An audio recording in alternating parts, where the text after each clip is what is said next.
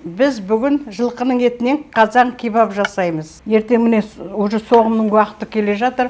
Соғым сойғанда құр ет аспай, осындай неше түрлі қазақтың тағамдарын пісіруге болады. Бұқпа істеуге болады, қазан кебаб істеуге болады, дәбіләма істеуге болады.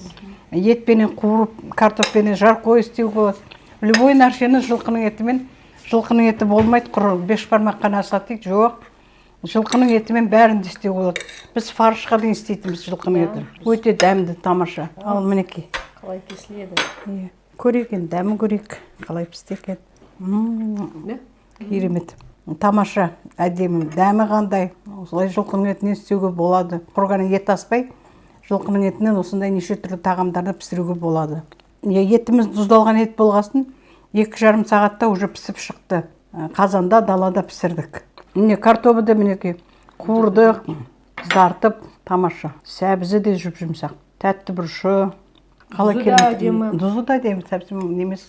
Даже тұздалған ет деп айтпайсың, әдемі. Бәрі еттің дәмі картопқа да, сәбізге де бәріне де түсінгі. Өте жақсы, тамаша болған. Осылай істеңіздер жылқының етінен. Өте дәмді, тамаша, әдемі, күшті. Айтатын жоқ. Рахмет біздің каналды қарағандарыңызға.